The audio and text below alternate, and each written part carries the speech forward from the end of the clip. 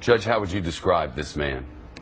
I would describe this man as an American hero, as a person willing to risk life, limb, and liberty in order to expose to the American people one of the most extraordinary violations of American principles, value judgments, and the Constitution itself in all of our history. A person so familiar with the intelligence community, as you heard from the excerpts that you just played. He's aware of the personal danger to himself. He knows of the likelihood of prosecution, but he also understands that the government listening to half the country is not what was bargained for when statutes were enacted in the days and weeks after 9/11.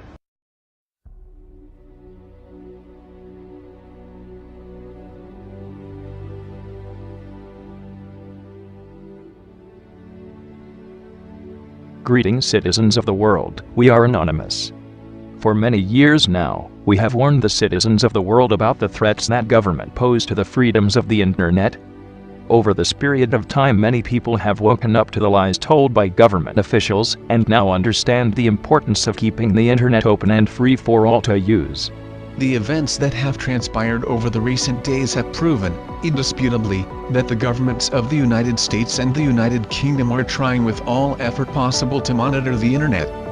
You might ask us, if not to fight terrorism, what are they looking for?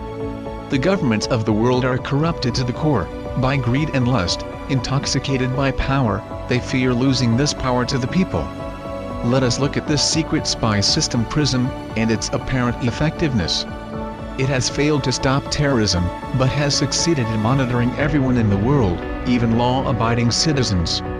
It is true that there are evil people in this world who must be watched to ensure the safety of others, but it is simply immoral and unethical to blanket monitor everyone worldwide, assuming that everyone must be guilty of something.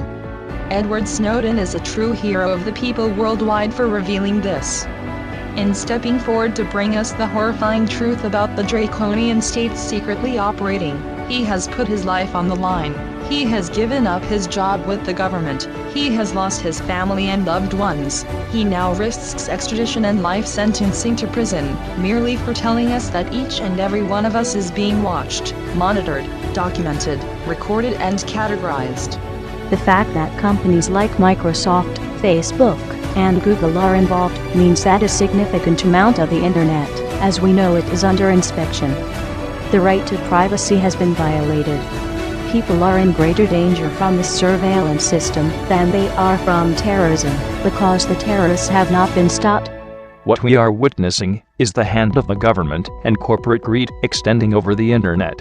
A smear campaign is beginning against Snowden now. This is to be expected. When government is threatened with the loss of power or control, they will use any means required to ensure that the view of the public supports them, instead of the evidence which has come to light.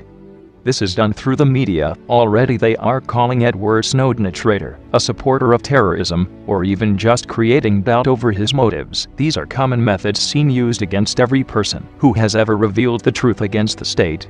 The corporations which have been revealed as taking part in PRISM are now scrambling to defend their names, releasing so-called reassurance on why their users' privacy is important. You must ask yourself, if they had done nothing wrong, they would not go to such extreme lengths to change public perception.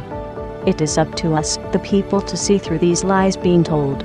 We must stand with Edward Snowden and fight back on all fronts against the Big Brother state. Many say they have nothing to hide. But this is beside the point. If you have nothing to hide, why should you be watched? If someone broke into your home and read through your documents and private data, you would feel violated and angered. Why should your digital information be exempt from this? The only difference with online spying is that you remain unaware that it is happening. Otherwise you would become just as angered towards it. And this is why governments fight to keep us from knowing the truth. You only have to scratch the surface before the lies become visible. Citizens of the world, users of the internet, show your support for Edward Snowden. Edward Snowden is now under the protection of Anonymous worldwide. We are all Edward Snowden now. We urge you to remain peaceful, but to rise. Now is the time to say enough. We call for massive disobedience towards the Big Brother state. We invite you to be anonymous. We must act together worldwide for the cause of internet privacy. Anonymous has no leader, no ranking, and no single means of communication. We are spread of many mediums and languages. Join with us for the freedom of the internet. We are anonymous. We are legion. We do not forgive. We do not forget. Expect us.